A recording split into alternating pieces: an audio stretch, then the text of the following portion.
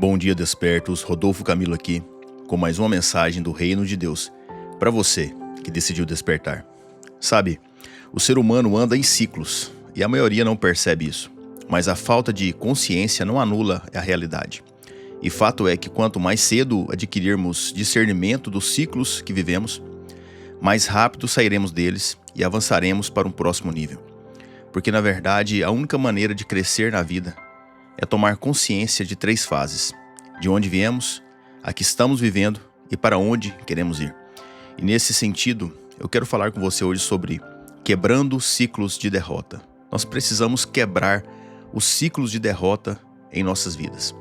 E a primeira chave que eu quero deixar no seu coração é: aceite o convite da graça. Sabe, a graça nos convida, nos chama para sair desses ciclos.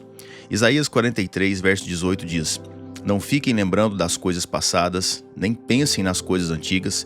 Eis que faço uma coisa nova, agora mesmo ela está saindo à luz. Será que vocês não percebem? Eis que porei um caminho no deserto e rios nos lugares áridos. A profecia do capítulo 43 aqui que lemos anunciava a libertação do povo de Israel do cativeiro babilônico. O povo estava preso em um ciclo de escravidão, mas a promessa era de libertação. Mas muitos não conseguiram visualizar o que Deus estava por fazer, não conseguiram visualizar o convite da graça de Deus. Veja o que Deus diz: será que vocês não percebem? Eis que porei um caminho no deserto e rios nos lugares áridos. Muitos ali estavam ocupados demais com seus afazeres que não deram crédito. A história confirma a Bíblia e conta que o rei Ciro, um rei do Império Persa, conquistou a Babilônia, tempos depois ali. E este rei abriu os portões da Babilônia para o povo de Israel voltar para a terra. A Bíblia conta no livro de Esdras, no capítulo 1, esse episódio, dos portões sendo abertos e tudo mais. Mas conta algo muito interessante sobre isso que estamos falando hoje. Esdras, capítulo 1, verso 5. Então se levantaram os chefes das famílias de Judá e de Benjamim, os sacerdotes e os levitas e todos aqueles cujo Espírito de Deus despertou, e levantou todos aqueles cujo Espírito de Deus despertou, para subirem a edificar a casa do Senhor em Jerusalém. O Espírito de Deus despertou alguns a saírem dali, a subirem e a edificar a casa do Senhor. Talvez você não entendeu o que houve aqui, mas deixa eu clarear para você. Deus despertou alguns para quebrarem aquele ciclo de escravidão, de prisão, de derrota. Despertou todos? Não. Muitos ficaram ali. Muitos preferiram permanecer ali, acomodados. Por quê? Porque Israel já estava destruída. Babilônia, agora com o Império Persa, já era uma potência. Então estava tudo bem ali. Mesmo como escravos, estrangeiros em terra alheia, eles decidiram ficar ali. Mas Deus os queria fora daquele lugar. Mas eles não entenderam o convite da graça. Para muitos era um retrocesso voltar para um lugar onde seria necessário reconstruir, restaurar. Muitos preferiram ser servos em terra alheia do que governantes em terra própria. Muitos preferiram a prosperidade do que o governo de si mesmo, porque Deus estava chamando eles para governar agora, reconstruir agora um lugar prometido por Deus para o povo dele, de propriedade dele, entende isso? Então Deus nos chama para fora desses ciclos. Cabe a nós sair do conforto, cabe a nós visualizar o convite da graça, da comodidade e assumir a responsabilidade de construir aquilo que Deus já planejou. Nós precisamos entender isso, aceitar o convite da graça. Esse é um papel nosso, sabe? É um papel nosso. Dietrich Bonhoeffer disse: a ação que nasce apenas da ansiedade raramente obedece a Deus. Sabe, nós não podemos agir deliberadamente por nós mesmos. Nós precisamos entender o convite da graça de Deus e obedecer a Deus, não dos nossos anseios, não da nossa ansiedade, mas do convite que Deus tem para nós, e Deus te chama para fora desses ciclos que você está vivendo. Segunda chave que eu quero deixar no seu coração: busque sabedoria para discernir o tempo e o modo.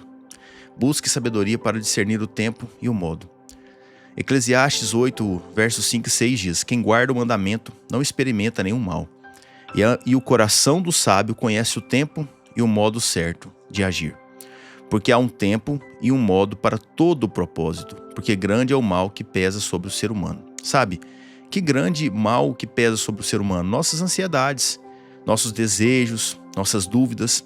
Então nós precisamos agir com obediência a Deus. E para isso nós precisamos de sabedoria, de discernimento. Sabe, os ciclos em nossas vidas são como andares de um prédio. Nós moramos no mesmo prédio a vida toda, no mesmo lugar, mas em andares diferentes. Sabe, em determinadas fases da nossa vida. Moramos no primeiro andar, no segundo andar, no quinto, na cobertura, depois voltamos para o térreo. A vida com Deus, então, é um convite para um novo destino. Deus quer nos tirar daquele lugar, daquele prédio, mas nós, com as nossas crenças, nos limitamos a continuar vivendo ali. Nós mudamos de andar, de apartamento, mas o lugar continua o mesmo. Sabe, é mais cômodo, nós já nos acostumamos com isso.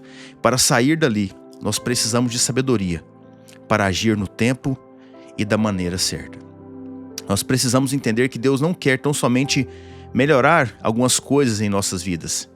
Ele quer nos direcionar a quebrar ciclos de derrotas, quebrar maldições que estão há gerações em nossas vidas, em nossas famílias. Para isso acontecer, você vai precisar ter sensibilidade espiritual e sabedoria para agir do jeito certo. Os ciclos de derrotas moldam as nossas crenças, as nossas percepções, a nossa visão de mundo. E quando não os quebramos, nós transferimos para os nossos filhos. E assim vícios, falências, medos, traumas perduram por gerações.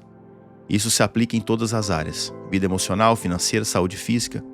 Então a maneira como você lida com o dinheiro certamente é muito próxima à maneira como seu pai e sua mãe lidava ou lida com o dinheiro. E é a mesma maneira, certamente, que os seus avós lidavam com o dinheiro. E se você não está feliz com os seus resultados, eu convido você a refletir sobre as suas crenças, sobre a forma como você olha para as coisas, como você administra as coisas e avançar para fora desse ciclo.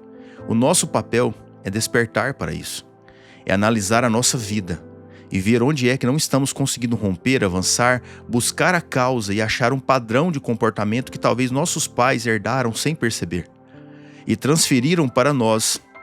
Estamos presos nisso e nós precisamos quebrar esses ciclos. E tudo isso só é possível se andarmos com Deus e buscarmos sabedoria dele. Por quê? Porque a palavra diz: quem guarda o mandamento não experimenta mal nenhum, e o coração do sábio conhece o tempo e o modo de agir.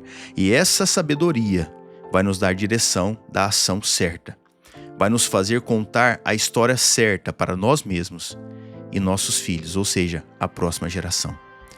Dallas Willard disse: vivemos a partir das narrativas que acreditamos sobre nós mesmos. Nós vivemos a partir das narrativas que acreditamos sobre nós mesmos. Então conte uma nova história sobre a sua vida hoje e você vai ver que as coisas vão começar a mudar. Terceira e última chave para avançarmos, para encerrarmos: o retrocesso atrai o caos. O retrocesso atrai o caos. 2 Pedro 2, verso 20, nós lemos: portanto, se depois de terem escapado das contaminações do mundo mediante o conhecimento do Senhor e Salvador Jesus Cristo, se deixam enredar de novo e são vencidos, o seu último estado se tornou pior do que o primeiro. Pois teria sido melhor que eles nunca tivessem conhecido o caminho da justiça, do que, após conhecê-lo, voltar atrás e se afastar do santo mandamento que lhe havia sido dado. Como lhes aconteceu o que diz certo provérbio muito verdadeiro: o cão volta ao seu próprio vômito, e a porca lavada volta a rolar na lama. Veja, essa passagem fala claramente sobre alguém que se encontrou com Cristo, se livrou dos prazeres sujos do mundo, dedicou-se ao processo de santificação e depois se deixou escravizar novamente pela mentalidade antiga. Essa passagem abrange muita coisa sobre isso que nós estamos falando e fala sobre a permanência, a falta de permanência na presença do Senhor. Mas há uma chave secreta aqui. Essa passagem fala sobre ciclos, sobre um ciclo de derrota, de escravidão mental, espiritual que foi vencido e que a pessoa decidiu retroceder. E essa decisão é claramente condenada, nos dando a certeza de que o retrocesso atrai o caos. Que voltar a um ciclo que já foi vencido é muito mais nocivo do que permanecer nele. E isso se aplica a todas as áreas da nossa vida. Por isso que Jesus enfatizou certa vez o poder da vigilância e da permanência nele. Veja, Mateus 12, 43. Quando o espírito imundo sai de uma pessoa, anda por lugares áridos, procurando repouso, porém não encontra. Por isso diz: voltarei para minha casa de onde saí. E voltando, ele encontra vazia, varrida e arrumada. Então vai e leva consigo outros 7 espíritos, piores do que ele. E entrando, habitam ali. E o último estado daquela pessoa se torna pior do que o primeiro. Assim também acontecerá a essa geração perversa. Eu não gosto de dar crédito ou força para Satanás além do que ele já tem, porque eu acredito que o ser humano tem a sua responsabilidade em cada caos. Mas veja essa passagem com clareza. Quando o espírito imundo sai de uma pessoa, se ele voltar, ele volta com mais força, mais poder de destruição, porque voltou com outros piores do que ele. E o estado da pessoa se torna pior do que estava. Veja o que Jesus disse, que o espírito imundo fala, abre aspas, voltarei para minha casa, fecha aspas. E voltando encontra vazia, então ele toma posse. Mas que vazio é esse que essa casa estava? A casa estava vazia do Espírito Santo. Mas a Bíblia também fala que, como lemos agora há pouco, que se uma pessoa voltar ao estado anterior fica pior? Como assim? É a mesma história. Por um lado, a pessoa dá legalidade, deixa a casa vazia, retrocede, sai da permanência, da presença do Senhor.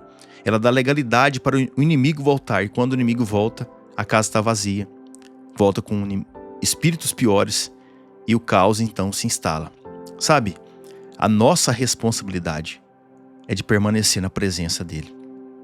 Então, para não retrocedermos, nós temos que nos encher do Espírito Santo, pois só ele nos dá autoridade e proteção contra o mal. E assim, não retrocederemos de maneira pior, como a própria palavra diz. Então, para quebrar ciclos de derrotas, você precisa permanecer na presença de Deus. Porque senão, inevitavelmente, você vai voltar a um estado anterior e será pior do que era. Soren Kierkegaard disse: a pior corrupção não é cair, é voltar deliberadamente ao lugar de onde já se saiu. Nosso papel é avançar, é despertar dia após dia para aquilo que Deus está fazendo, para aquilo que Ele quer fazer na nossa vida e na nossa geração. Amém? Quero orar pela sua casa, pela sua vida, em nome de Jesus.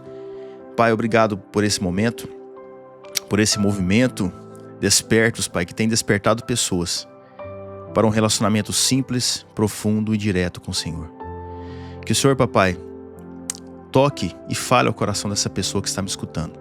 Que o Senhor dê o discernimento da profundidade da Tua Palavra, da profundidade daquilo que falamos aqui hoje. Que o Senhor conduza ela por ciclos de vitórias. Que o Senhor tire ela desse ciclo de derrota.